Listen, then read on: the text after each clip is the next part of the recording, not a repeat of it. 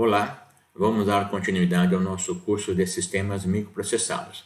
Vamos iniciar o tema de conjunto de instruções. Particularmente, esse módulozinho tem como assunto os módulos de endereçamento. Como eu já comentei, eu prefiro levar os alunos rapidamente para construir e escrever programas.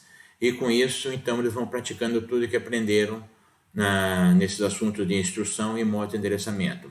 Acho que isso é mais eficiente do que gastarmos 2 horas olhando modo de endereçamento e conjunto de instruções para só depois começar a praticar. Ok? Então vamos lá. Então vamos abordar os modos de endereçamento. Lembrando, no MSP nós temos 16 registradores. 4 registradores são importantes e não estão disponíveis para uso imediato dos programadores. O primeiro deles é o R0, que é o contador de programa, lembrando do ponteiro da pilha, o registrador de status e um gerador de constantes. O programador tem à sua disposição, na verdade, 12 registradores, numerados de R4 a R15. Vamos ver esses registradores aparecerem com grande frequência nas nossas instruções. O MSP 430, adiantando um pouquinho sobre instruções, oferece 27 instruções nativas e 24 instruções emuladas, um total de 51 instruções. Mais à frente veremos que são nativas e emuladas. Diz o fabricante que o conjunto de instruções é ortogonal, ou seja, todos os modos de endereçamento. Olha aqui o assunto da nossa videoaula de hoje. Então, diz o fabricante que todos os modos de endereçamento podem ser usados com todas as instruções de registradores. Vamos ver aqui algumas exceções, depende de como classificamos isso daí. Instruções. Instruções nativas. Só para animar um pouquinho vocês, ou para confundir, não sei. Vamos começar a olhar aqui as instruções nativas. Para não ficar esse pinga-pinga, vamos abreviar. Muito bem, essas são as instruções nativas. Reparem que instrução, na verdade, é um conjunto de letras. Algumas vezes tem significado, algumas vezes não tem muito significado, que ajuda o programador a se lembrar, a memorizar da instrução. Essas aqui são as 27 instruções nativas. E as emuladas? Temos aí as emuladas também no modo pinga-pinga. Abreviando, essas aqui são as instruções emuladas. Mesma característica, uma letrinha, um conjunto de letras que vão fazer alguma coisa. Pus aqui alguns exemplos, agora a instrução está completa. Note que temos aquelas letras, são chamadas de mnemônico, e o que ela faz, o que ela opera. Algumas coisas são mais ou menos óbvias, outras nem tanto. Por exemplo, move, provavelmente vai transferir alguma coisa entre R5 e R6. Isso aqui deve ser uma instrução de soma, talvez some o número 10. Isso aqui é uma subtração, talvez. Tem um símbolo aqui, o arroba, o que será que ele faz? Temos aqui um XOR, apareceu aqui o que chamamos de comercial, né? Incremento, provavelmente, né? Tem um 0 aqui. CMP compara. Complicou, aqui temos um modo muito mais complicado. Muito bem. Estamos interessados nessa parte da direita. Modo de endereçamento significa, na verdade, como podemos indicar os operandos que as instruções trabalham. Então, temos aqui a instrução indicada pelo mnemônico e os operandos. Isso aqui é que vai ser abordado pelos modos de endereçamento. Vamos olhar o modo de endereçamento com um pouquinho de calma. Adiantando, eles vão parecer um pouquinho confusos para vocês. Essa confusão só vai se esclarecer, só vai clarear quando abordarmos, quando começarmos a programar. Então, modo de endereçamento. Peguei como exemplo a instrução de move.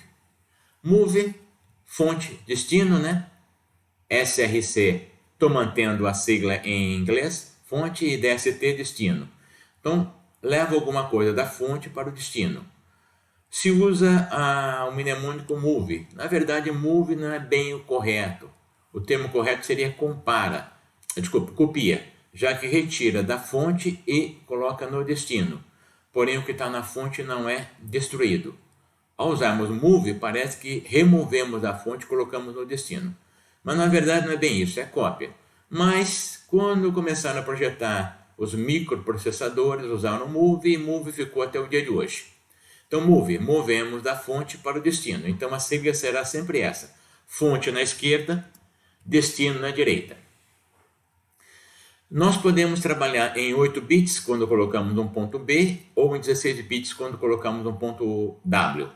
Ponto B é B de byte, ponto W é W de Word. Sempre que falamos do Word é 16 bits. Então podemos operar 16 bits ou 16... falei errado. Podemos operar 8 bits ou 16 bits. Perfeito? Acostume-se com isso, é sempre da esquerda para a direita, do fonte para o destino. E aí vem a pergunta que motiva todos os modos de endereçamento. De quantas formas diferentes podemos especificar a fonte e o destino dos operandos? Vamos lá, então vamos abordar aqui vários modos de endereçamento, indicar de onde vem para onde vai. O primeiro é o modo registrador. Pus como exemplo aqui move rn rm. É óbvio para vocês, né, que alguma coisa sai do rn e vai para rm, ou seja, o conteúdo de rn é copiado sobre o conteúdo de rm. O que tinha em rm é perdido, porém o que tinha em rn é preservado. O que tinha em rm é sobrescrito com o conteúdo de rn. Estamos bem? Costumamos falar isso de forma um pouquinho mais abreviada, mais simplificada. Se eu colocar ponto .w, então estou pegando os 16 bits de R5, no caso desse exemplo, e colocando sobre os 16 bits de R6. Se eu colocar um ponto B, vou pegar os 8 bits de R5 e copiá-los sobre os 8 bits de R6. Tem um ponto aqui muito importante a ser considerado. Quando nós especificamos byte, dos 16 bits que compõem o registrador, apenas o byte da direita é usado. E aqui um ponto, sei que isso vai pegar vocês de surpresa mais adiante, volta e meia a gente se esquece, eu também ao programar me esqueço. Vamos olhar uma particularidade aqui. Por exemplo, eu estou com o move B de R5 para R6. Então vou copiar o byte da direita de R5 e colocá-lo sobre R6. Vamos imaginar que esses eram os conteúdos originais dos registradores. R5 tinha ABCD e R6 é FGH. Ao executarmos essa instrução, vai acontecer o quê? Esperaríamos que a parte da direita, que é o byte menos significativo de R5, fosse copiado sobre o GH de R6. Porém, o que acontece é isso daqui. Reparem que o byte da direita foi copiado. Porém, no destino, o byte da esquerda foi sobrescrito com 0. Isso para dar coerência ao que é colocado aqui em 16 bits, perfeito? Então, sempre que movimentarmos o byte, muito cuidado, lembre-se que a porção da esquerda vai a 0. Se nós omitimos o ponto B ou o ponto W, o montador assume que queremos operar com o ponto W. Dizem alguns manuais que o programador deve sempre se acostumar a colocar o ponto W ou ponto B. Com o tempo, a gente vai ficando preguiçoso e começamos a omitir. Vocês vão ver que na minha maneira de programar, eu omito o ponto W, ou seja, todas as instruções são 16 bits, e só coloco o ponto B, onde eu quero especificamente que opere byte. Vamos ver isso mais para frente, vocês terão muitas oportunidades de praticar. Então, modo registrador. Modo indexado. Reparem que agora mudou um pouquinho. Na fonte apareceu aqui um X e entre parênteses o registrador. Aqui à direita eu tenho a explicação. Sempre que nessa parte da direita vocês encontrarem parênteses, significa acesso à memória. No fundo, o que faz essa instrução? Ela pega o conteúdo de Rn, soma com o número x que vocês colocaram do lado de fora do parênteses, acessa a memória e coloca o resultado desse acesso em Rm. Exemplo, se R5, nessa instrução aqui, se R5 está valendo 8 e eu coloquei do lado de fora do parênteses o número 100, então qual vai ser o efeito dessa instrução? Ela vai pegar o conteúdo da posição 100 mais 8, que é 108, e colocar em R6. Então R6 recebe o conteúdo da posição 108 da memória. Lembrando, toda vez que aqui na explicação tiver parênteses, indica que é acesso à memória. Vocês vão se perguntar, para que esse modo parece mais complicado? Poxa, isso aqui quebra muito galho quando queremos acessar vetor. Se eu colocar fora do parênteses o endereço de início do vetor, R5 virou meu indexador. Cada vez que eu incrementar R5, estou fazendo referência a uma posição diferente do vetor. Claro que se o vetor for de 16 bits, aí devemos incrementar o R5 em 2 vezes. Veremos isso mais para frente. Modo simbólico. Repare que agora só apareceu o X aqui. Esse X é tomado como um deslocamento em relação ao contador de programa. No momento que nós estamos no estudo, isso vai parecer complicado, se não entenderem direito, não importa muito. Por exemplo, move B, 4,R6, ele vai pegar 4, somar ao valor atual do contador de programa, que estamos supondo ser 100, e vamos colocar então o conteúdo da posição de memória 104 em R6. Não se preocupem muito com isso, vamos deixar aqui para relembrarmos um pouquinho mais à frente. Seguindo adiante, o modo absoluto. Opa, agora apareceu esse E comercial. Modo absoluto, eu estou dizendo o seguinte, eu quero acessar essa posição de memória. Então, o que faz o processador? Ele acessa a posição X e coloca o resultado desse acesso em RM. Exemplo, se eu colocar 1234,R6, o conteúdo da posição de memória 1234 é copiado em R6. Na verdade, esse conteúdo é somado com 0 e é copiado para R6. O montador vai substituir por essa instrução aqui, ou seja, isso aqui então na verdade é um modo emulado. Vai substituir por essa outra instrução e, só como curiosidade, o registrador de status. Nesse modo de endereçamento fornece este 0 aqui. Muito bem, modo relativo à pilha. Agora é quando eu quero tomar alguma coisa em relação ao topo da pilha. Lembrando que SP, Stack Pointer, ele sempre aponta para o topo da pilha. Vou seguir um pouquinho rápido também, que não quero cansar vocês com isso. Vai ficar o filmezinho, quando vocês precisarem, podem voltar aqui e assistir de novo. Exemplo 2, com SP entre parênteses, R6, vai pegar o segundo elemento a partir do topo da pilha e colocar em R6. Vamos supor que essa fosse a situação da pilha. Aqui está o SP, ponteiro da pilha. Eu estou pedindo para pegar o segundo elemento, que é esse daqui. Então vai colocar em R6 EFGH, ou seja, essa palavra é de 16 bits aqui. Lembro que em C, a passagem e recuperação de parâmetros em C é sempre feito com a pilha.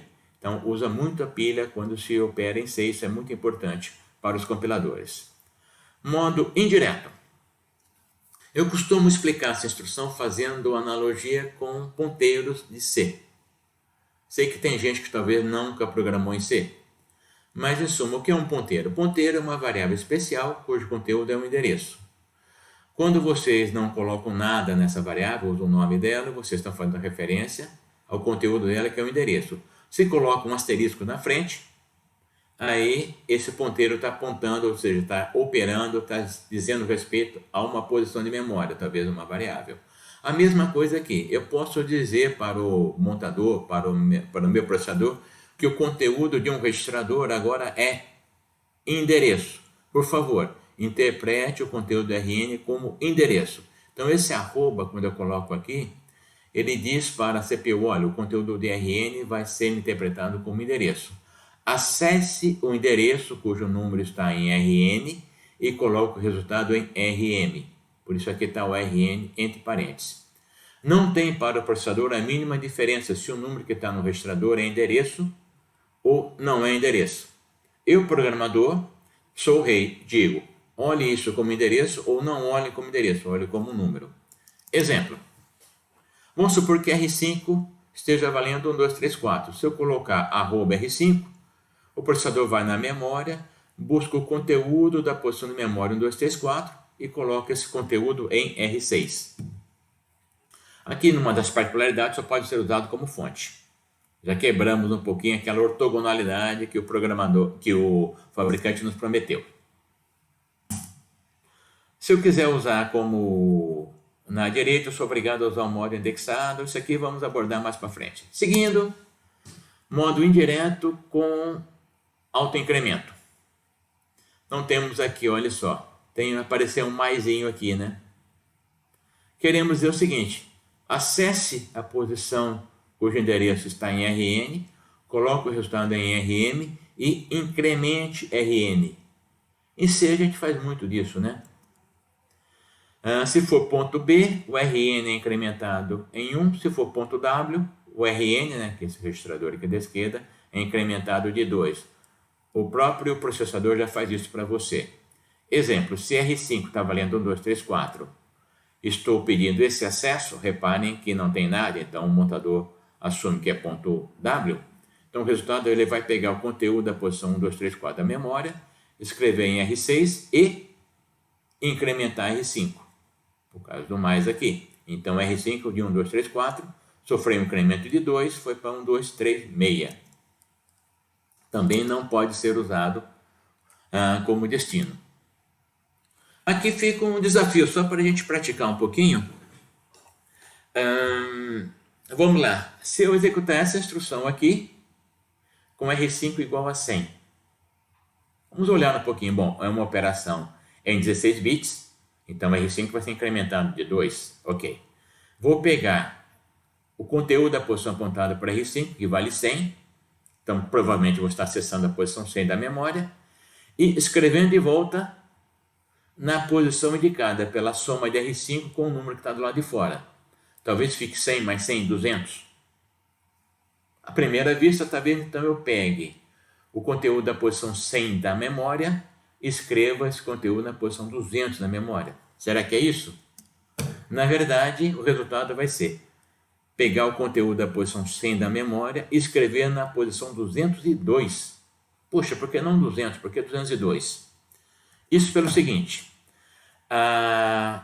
o processador termina primeiro a operação da fonte para depois executar a operação do destino. Então ele leu a posição 100, que era o conteúdo R5, incrementou o R5, esse incremento foi de 2, porque aqui está ponto W, então gerou 102, então R5 está valendo 102. Então aqui eu somei 100 com 102 R5, deu 202. Isso aqui é só para alertar ou já para indicar uma armadilha que pode aparecer em alguns programas. E chegamos finalmente ao modo 7, que é imediato. Ele faz o quê? Agora apareceu aqui o que no popular o pessoal chama de jogo da velha, ou na linguagem das operadoras de celular, quadrado, né? O termo disso aqui em português, brincando, né? Que sistemas microprocessados também é cultura. O nome disso daqui em português é tralha, ou cerquilha, que é de cerca pequena, né? Uma pequena cerca.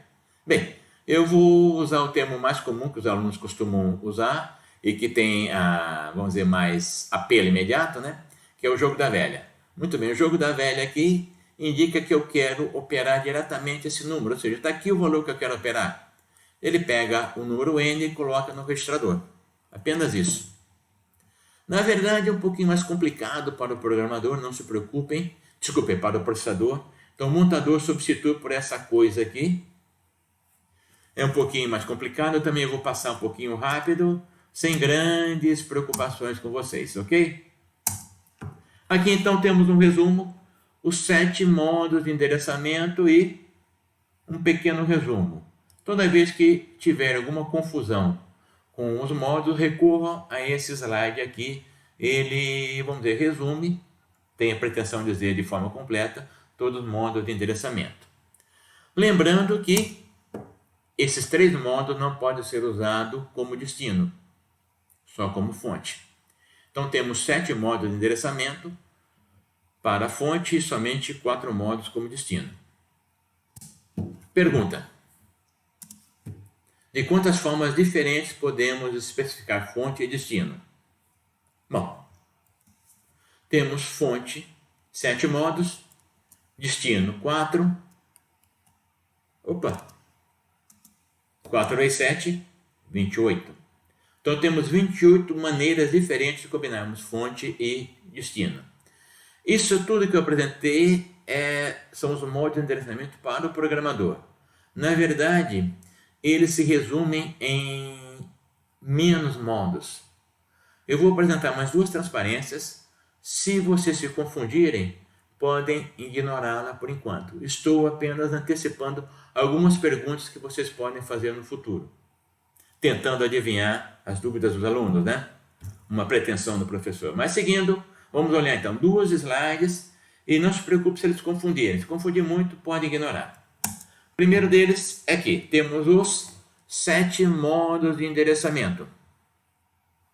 Muito bem. E aqui o que ele significa, etc. Reparem que eu tentei já agrupá-los em 4 modos, 4 grupos, não sei, não 4 modos, 4 grupos.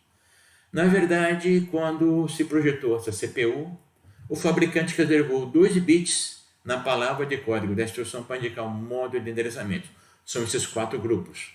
Eles são representados por esses nomes aí: registrador, indexado, indireto, indireto com incremento.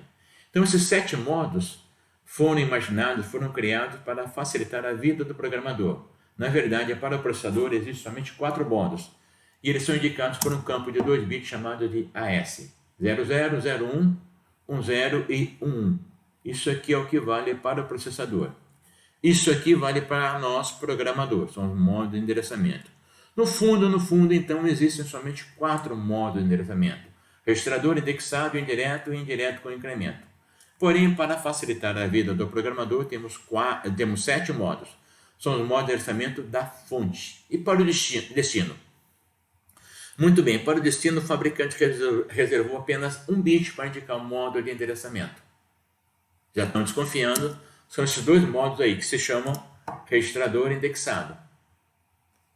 E o campo, o bit que indica esse modo é AD igual a 0 ou AD igual a 1. Ele se chama AD. Então, nós, programadores, usamos esses 4 modos aqui. Porém, para a CPU, na verdade, existem apenas 2 modos, o registrador e o indexado. Muito bem. Na aula seguinte, vamos ver o conjunto de instruções, vamos abordar de maneira intensa e de forma tranquila, intensa e tranquila, fica engraçado, né? De maneira tranquila, o conjunto de instruções, as 51 instruções do MCP. Ok? Então, agradeço vocês e aqui então termino esse nosso tema. Vou parar a gravação.